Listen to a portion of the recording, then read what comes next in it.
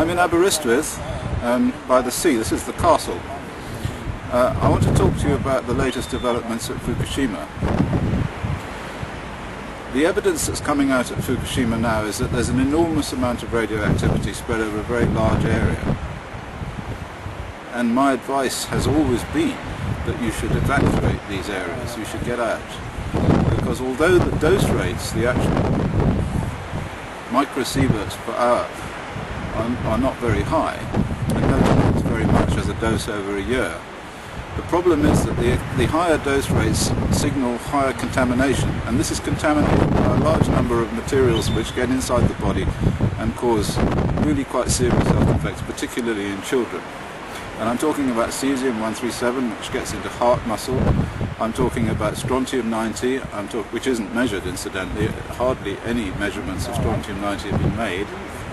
And we're talking about plutonium and uranium, substances which bind to DNA. Now, if you can't get out, if it's not possible to get out, and there's no evacuation, then there is still something that you can do. And I think I mentioned this before. And it has to do with the chemistry of these substances and how they have particular affinity for the target for radiation-induced effects, which is the DNA. So inside every cell you have chromosomes, and they control what the cell does, and the material that they are made up of is DNA. And DNA has a certain amount of affinity for certain radionuclides, particularly strontium-90, uranium, and plutonium. Now, just as you give iodine in order to block the access of radioactive iodine to the thyroid gland, in fact it's quite reasonable in terms of physical chemistry, standard physical chemistry, nothing peculiar, to give high doses of calcium and magnesium, which would effectively block the access of plutonium and strontium and uranium to the DNA. Now, these substances are really quite harmless, so you can take significant quantities of calcium and magnesium without any effect at all.